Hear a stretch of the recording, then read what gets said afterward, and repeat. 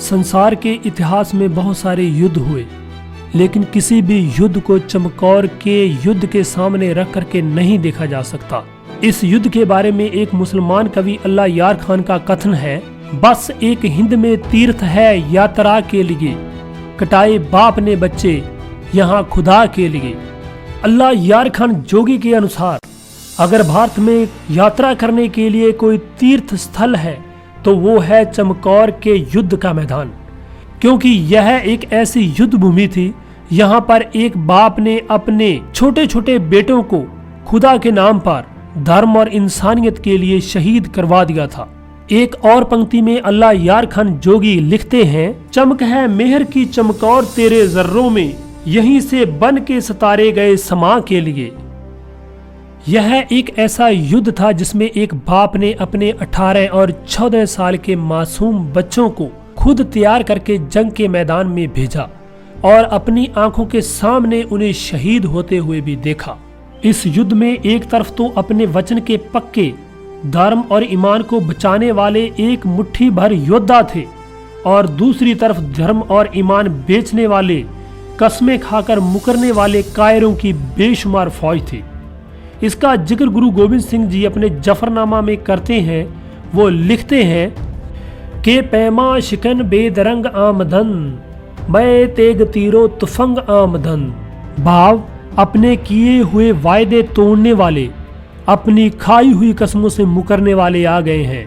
वो तीर, तलवारें और बंदूकें लेकर के आए हैं। इस युद्ध में लड़ने वाले 40 सिख कई दिनों से भूखे, प्यासे और जख्मी थे। उनके पास गोला बारूद भी नहीं था। लड़ने के लिए उनके पास जो भी था वो था बस तीर, तलवार और बर्छियां।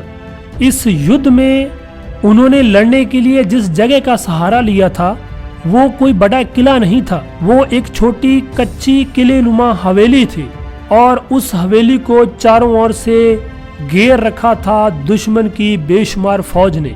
हवेली को जिस फौज ने चारों ओर से घेर रखा था उसका वर्णन गुरु गोविंद सिंह जी जफरनामा में कुछ इस तरह करते हैं। वो लिखते हैं, बरंगे मगज सया पोश आमदन, बा यक बारगी दर खरोश आमदन। इससे भाव है कि जो दुश्मन हवेली को घेरे हुए थे वो मधुमक्खियों के बड़े झुंड की तरह आए थे और उन्होंने काले रंग का पहरावा पहना हुआ था। वो सारे एक ही बार आए और शोर शराबा करते हुए उन्होंने कच्ची हवेली पर धावा बोल दिया था। इतनी बड़ी सेना का आक्रमण बहुत बड़ी बात थी जब पता हो कि कच्ची हवेली में गुरुजी के साथ सिर्फ 40 लोग ही थे। गुरुजी खुद जफरनामा में लिखते हैं, हमा खर्ची मर्दी कुनदकार जार के बर चहल तन आए दश बेशुमार। इन पंक्तियों से भाव कि हमारे सूर में बहुत बहादुरी से लड़े, पर अंत में मर्दानगी भी क्या काम करती जब ये सिर्फ 40 लोग थे और जो दुश्मन की फौज थी वो बेशुमार थी। आगे गुरुजी लिखते हैं कि फिर मजबूरी में, लाचारी में हमने युद्ध करने का फैसला लिया। वो लिखते हैं, बालासार गी दरमिया आमदम, बा तदबिर तीरो तुफंग आमदम। इन पंक्तियों में गुरुजी कहते हैं कि उनका युद्ध करने का कोई इरादा नहीं था, लेकिन मजबूरी में उन्हें जंग के मैदान में आना पड़ा। जब वो जंग के मैदान में आए तो फिर वो पूरी तैयारी से, पूरी तरतीब से जंग के मैदान में आए, अपने साथ तीर और बंदूक लेकर के आए।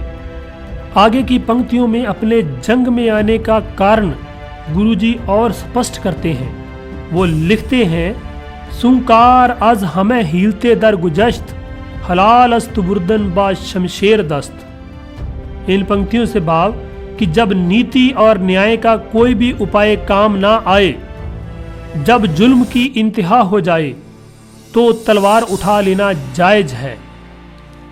आज की इस वीडियो में इतना ही। अगर कोई गलती हो गई हो तो मुझे माफ कर दीजिएगा। धन्यवाद।